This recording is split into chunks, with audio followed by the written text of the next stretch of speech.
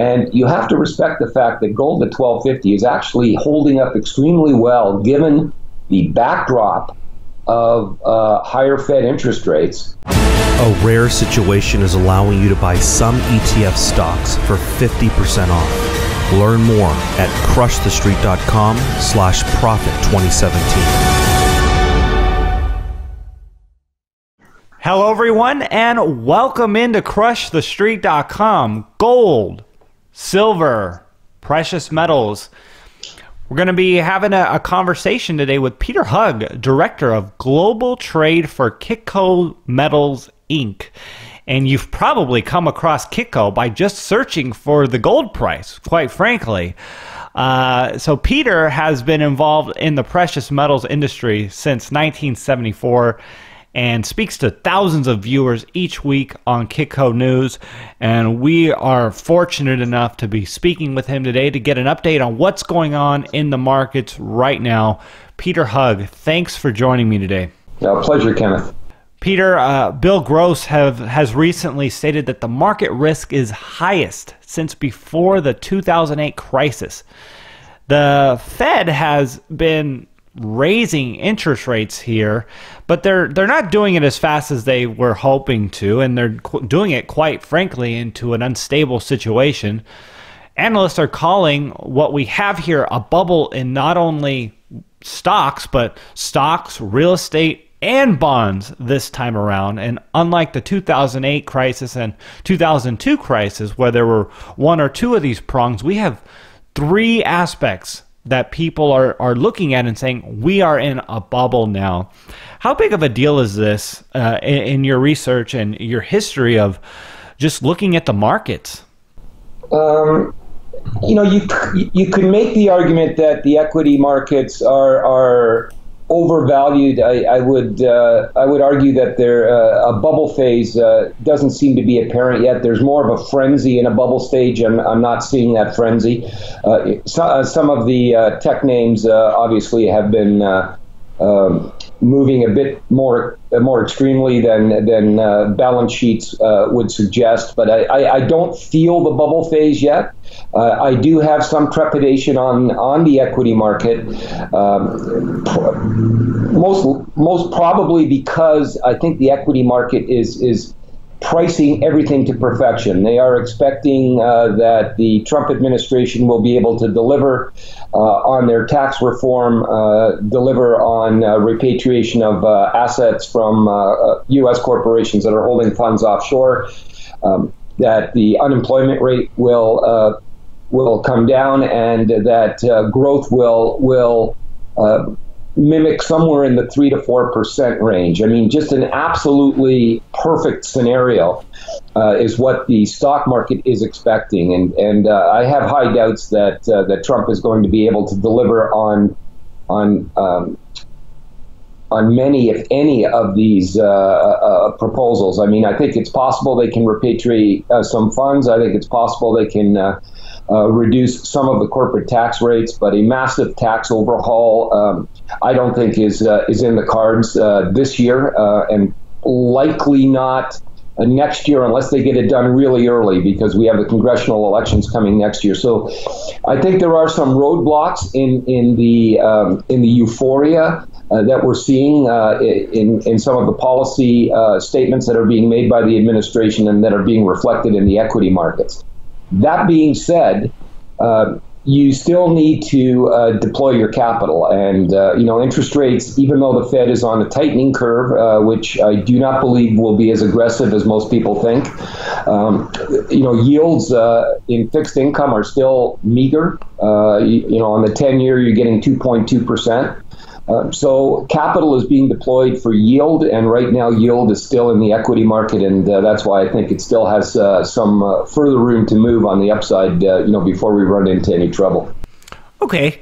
I wanted to, let's maybe switch over from stocks into just the general economy. Historical evidence is overwhelming that in the past 100 years, 16 out of the 19 rate hike cycles were followed by recessions. And in only 3 cases turned out to be exceptions to the rule, one in the 1960s, one in the early 80s, and the last in the mid 90s. So where are we economically, in your opinion? Well, I think the economy is still relatively anemic. I'm not seeing wage growth. I think the Fed is very optimistic on their inflation target at 2%. I just don't see inflation at 2%, especially when you consider the deflation that we're experiencing now with the drop in oil prices, and a number of food commodities are also trending lower. So I don't expect inflation to hit the Fed target of 2% in 2018, and that's one of their metrics to raise interest rates. In the past, when the Fed has been on a tightening curve, they've been on a tightening curve when you've had an economy that's been relatively robust, and you've had some certainly more inflation than a 2% target in the economy. That's missing right now. I think what the Fed is doing is they're trying to nudge up rates for no other reason that they'll have some ammunition that when this economy does slow down, they'll be able to ease again. Normally, I mean, if you go by a historical perspective, to get out of a recession, the Fed historically has needed to drop rates anywhere from 2 to 3%. Well, they're only at 1 right now. So I think they need to get that number up closer to 2. Ideally, the economy will allow them to do it, and hopefully that process will be completed sometime mid-2018, where we can get a 2% Fed fund rate. I think they're just setting that up so that they have ammunition when the economy slows down, that they can be more accommodative. So Peter, I think the strategy is different right now than it was in the past cycles. Peter, we've seen some dollar weakness as of lately. As of a few months ago, 2-3 months ago, we were over the $100 range or 100 range on the dollar index, 103 back at the end of 2016 into 2017. And now we're at 97, and gold is in the 1250 range here, or I haven't checked it as of lately, but it's been roughly 1245 last I checked. And silver has been lackluster as well. Let's get your current thoughts on where we are with precious metals. The linear move that this market saw in from 2008 to 2011, when gold sort of started moving from about 650 just before the financial crisis and peaked in 2011 at 1925. This is a different type of market. We've been constructive this market since the beginning of the year, and we continue to be constructive. But this is not the kind of market, unless there's an accident or there's a massive correction in the stock market. This is not the kind of market where you're going to see a linear move straight up. It's going to be choppy. And you have to respect the fact that gold at 1250 is actually holding up extremely well, given the backdrop of higher Fed interest rates and the equity market rising. I mean, you would expect in that type of scenario, gold would likely be closer to its low than where it is today at this morning at 1251. So I still consider the gold market constructive, and there's a number of geopolitical events that are also underpinning this market. One is North Korea, which really nobody knows how to handle. The other issues are the European market, where you still don't have that growth in Europe, and they're still at zero, and in some cases, in the case of Japan, in negative interest rates. So the dollar is holding, which again should be a negative headwind for gold, but gold is holding up. So what we're seeing from the retail side is that the retail investor has been liquidating into this strength, which is always a contrarian signal, indicates to me the market has higher to go. They're liquidating into the strength because their neighbors are in the equity market and they want to participate in that market. They're now starting to chase the equity market, which indicates to me that a top somewhere in the equity market is not too far away, but it's not immediate, but it's not too far away. But the fund managers, the guys with the big money, they've been buying gold. And not so much because they're necessarily bullish the gold market, but more because they believe that they want to hedge should something go wrong. So the big fund money is still allocating assets into the gold market, into the ETFs, and into the mutual funds, and to some degree in major mine producers, as more as a hedge, but not as a play that this is going to move on its own. But just in case something happens on the other side, they want to hedge on their portfolio. Sure. Well, Saudi Arabia and a few other Middle Eastern nations have cut ties with Qatar. This was news some time ago, accusing the small country of promoting terrorism. And this situation reminds me that the marketplace of the high potential for conflicts in the Middle East. And it's reminded me of geopolitical problems.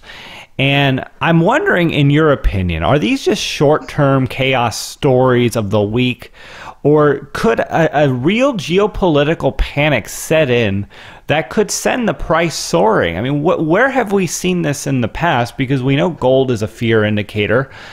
What is your opinion on that, or the possibility of something happening geopolitically that really sends gold on the move?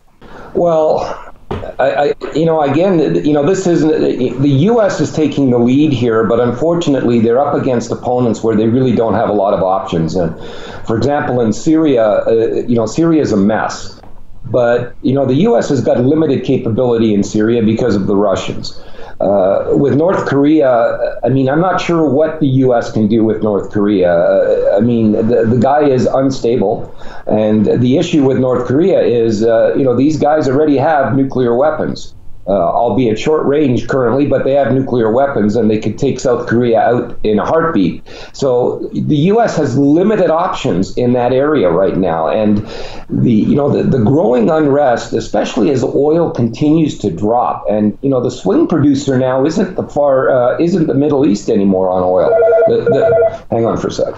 The swing producer on oil is, I think, the Middle East. The primary issues with the Middle East is basically the value of oil, and the Middle East is no longer a swing producer that really affects the oil price. I think the U.S. has now become the swing producer with the fracking in the U.S. They can turn on and off their production literally overnight, so they can control where they want the oil price. Now, as oil drops, the Middle East is going to have more and more issues, social issues, because their revenue streams are going to dry up, and that could create some unrest from the populace, and that then could create more anxiety from a perspective of jihadism. And that, to me, is the most unsettling or riskiest part of what may happen in the Middle East, and how the world responds to it, again, is still a question mark. I'm not sure how committed the U.S. is anymore to being directly involved in some of the issues in the Middle East. Again, that's still up in the air. We're just not sure where Trump's policies are on that. So that type of unrest over there could spawn social unrest, and that could create a trigger point that could be positive for the metals, in the coming months and years. And one thing you need to be careful of, especially if you're a North American investor, is you need to be careful not to be myopic. It might look from an American perspective that the dollar is stable and the equity markets are up, and gold really doesn't have a place in a portfolio. But the North American market is a fraction of what the global market is. The Chinese are aggressively buying this gold on any dips. We have a Hong Kong office, and our sales there are extremely robust. The Europeans are also very sensitive to geopolitical issues in Europe. Brexit is still something that the Europeans are going to need to deal with right now, with May's catastrophe on the snap election makes Brexit look less easy to accomplish for the UK. So that could create some financial disruptions in the European theater. And as long as, when you've got currencies that are weakening, i.e. say the euro against the dollar, the Canadian dollar against the US dollar because of lower oil prices, in Canadian dollar terms and euro terms, the gold price is actually moving quite aggressively to the upside. And there is robust demand for physical metal in the European theater. Not so much currently in the U.S. market, but that could change in a heartbeat. And I'm going to do everyone a favor here. You used a big word. I Googled it, myopic. That just means nearsighted or lacking imagination, foresight, or intellectual insight. And you mentioned that being a problem for people. And I can only imagine right now with retail investors, it's hard to continue to invest in something that has largely been down. Now, we have seen gold move up, and you've pointed out why it's been holding up strong, but it has been $1,900, and many people have bought gold all the way down, and they're largely down on their investment. So let's just, I'd like to get your insight on what the average person is doing. Are people buying gold right now and saying, hey, this is an opportunity? Or are people hesitant saying, hey, gold hasn't treated me right? This comes down, Kenneth, as you started the conversation, that I've been in this business since 1974. And, I've seen a number of cycles in the precious metals market. And I can tell you that one thing that's been consistent since I've been in this business is the type of questions that clients ask me. And the questions are the same today as they were back in 1978, 79, when gold, first moved up to $850 an ounce.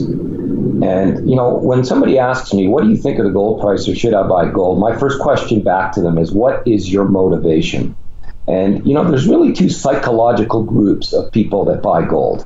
One, which I call, it's hard to give them a tag name, but people that I would consider nervous, I'll use that word, that are influenced by the talking heads and the analysts out there that say the world is coming to an end, the U.S. government is going to take your gold, gold's going to go to $5,000, $10,000, $20,000 an ounce. You need small fractional gold because you're going to need that for a barter system.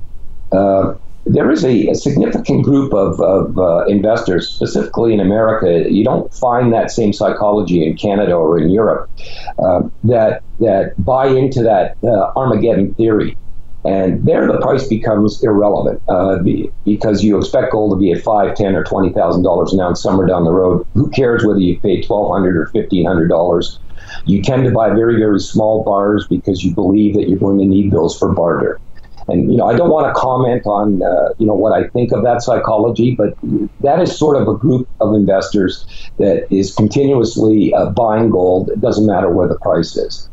But if we talk sort of the mainstream investors of gold, gold is as good or as bad as Apple stock or as IBM. There are times that you want to be more aggressive in your holdings and times that you want to be less aggressive.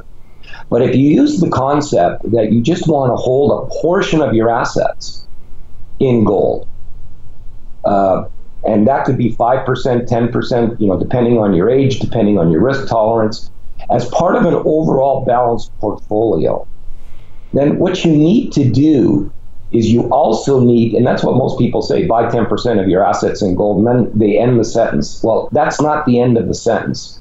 The second sentence should be you need to balance your portfolio at least every 6 months, if not every quarter.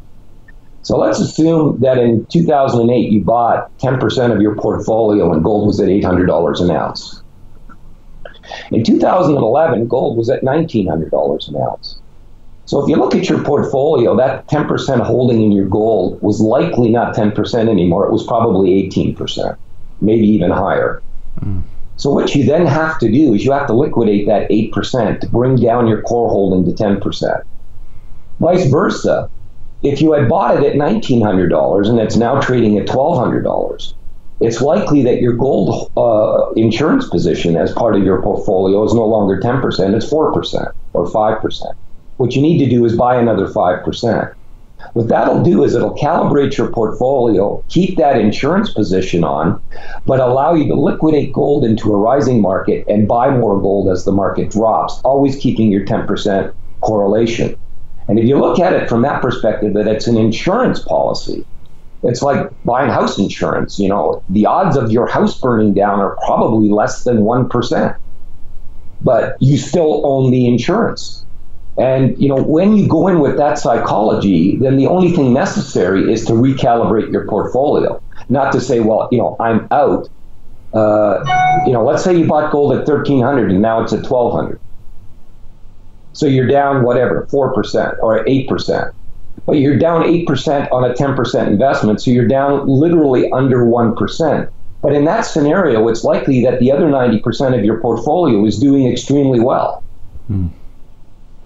So that's the way I think you have to look at it, is if you're using gold as a hedge against your portfolio. Right. Yeah, no, that's great insight, and it's good level-headed insight as to how people should be seeing gold. Now, if gold starts doing, and I know we didn't get into this or anything like that, but if gold starts having a Bitcoin type move, people are going to be looking at it from a profit perspective. It's going to be more of a frenzy. And I know a lot of people, they speculated, they dipped their toe in Bitcoin, and then they ended up going hard at 1,500 or 2,000 or 2,500. Or now they're saying, hey, it's going to 10,000, so I'm going to put everything I can into it.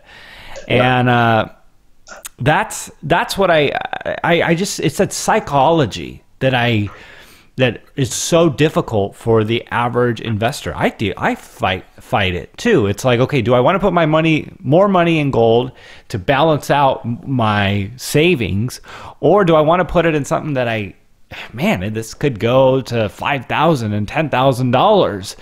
And you're reminding us today to be prudent, and I appreciate that.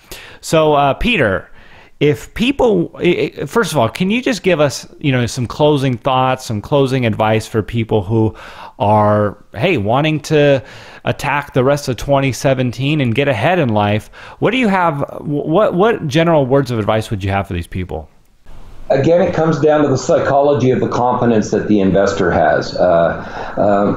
If you are absolutely concerned that the financial system is going to implode, you want to have gold, and in that context, you want to have gold in physical form.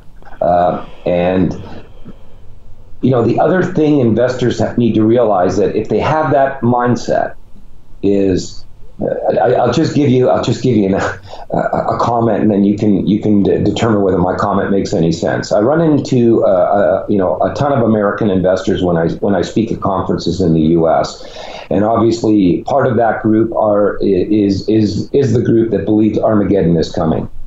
My first question to them is, who do you buy your gold from? And they say, well, I buy it from a dealer in Texas. I said, cool.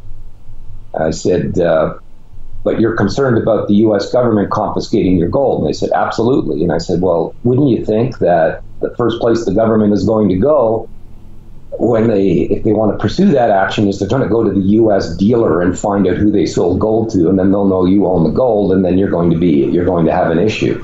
So, if you're in that mindset, then you've really got to follow it all the way through and do one of two things. You either take physical delivery of gold, ideally buy it from a non-U.S. dealer that can ship to your location in the U.S. and either bury it in your backyard or put it wherever you think you're comfortable with, or you also consider geographical diversification and hold your gold outside of the United States in a segregated storage account, whether that be Canada, Hong Kong, Singapore, Switzerland, whatever your choice of location is. But now you have geographical diversification on your asset as well. Now, if you're not in that group and you want to just participate in the market, and again, I'm talking against what my company does for business, is you might want to consider not buying physical gold, but just engaging in either a mutual fund that invests in a variety of gold stocks, or an ETF that has underlying physical gold against the position, because then you're buying it relatively close to where the market price is, much the way you would buy a stock. So, it's really the psychology of what's triggering you to buy gold that then directs you as to which investment vehicle for gold would be better suited for you. And most dealers can walk you through that and help you with it.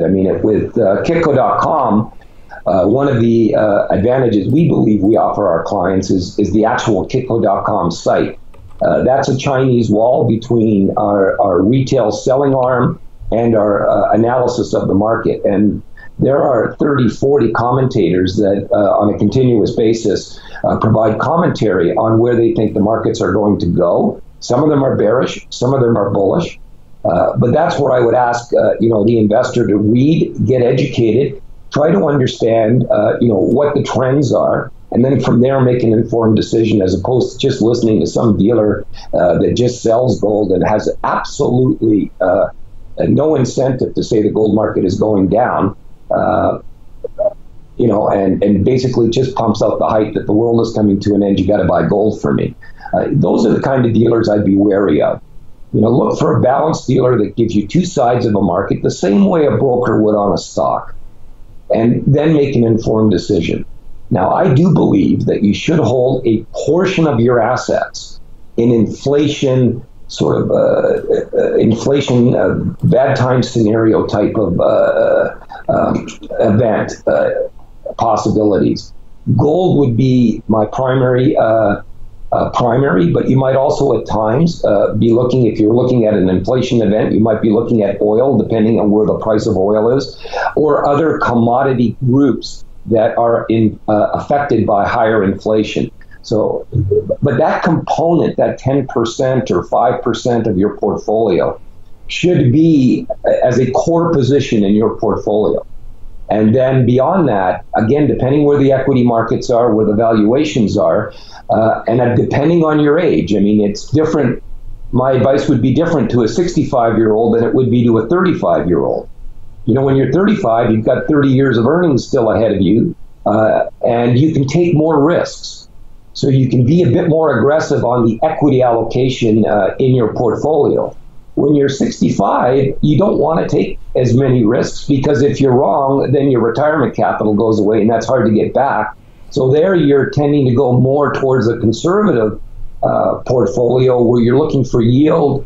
You're looking either for preferred stock or you're looking for dividend stocks. You're looking for income, not so much capital gain. Well, good words of advice there. And Peter, thanks for coming on the show with me today and sharing with us your years of experience being in the markets and analyzing the markets and, watching the cycles. And really that's a way for us to get some foresight as to what we can expect for the future. So Peter Hug of Kitco. If people want to learn more about Kitco, Peter, just tell them a little more about your site and what you can offer, and we'll say goodbye from there. Yeah, you can. Clients can come on our site. The primary site, kitco.com, has commentary on a daily basis. I usually write a blog daily, and then once a week, once every 10 days, I also do an interview with our Kitco media team and just give my ideas on the market. But obviously, beyond my input, there are numerous writers that are well-seasoned investment analysts, not only in the metals side, but in the commodity space in general, but also on the equity side, that comment on the markets on a daily basis. So that's where I would go to read. From there, you can get links onto our store, and if you're looking for physical product, there's wide selections of physical product. You could also have segregated storage, not only in the United States, but also in Canada, Hong Kong, and a number of European countries. We also offer trading accounts for clients that want to get into the market at relatively tight pricing to the actual gold price that people can take advantage of. So it's more a learning experience. So I'd recommend, the first step, if you haven't been in precious metals, now whether that's physical or stocks, mutual funds or ETFs, is that you learn about the market and you read some of this commentary, and you're going to run into 3 or 4 commentators that you have a comfort level with, and that'll give you some guidance as to your entry points and exit points. Good deal. Good deal. Okay, Peter, thanks so much for coming on the show.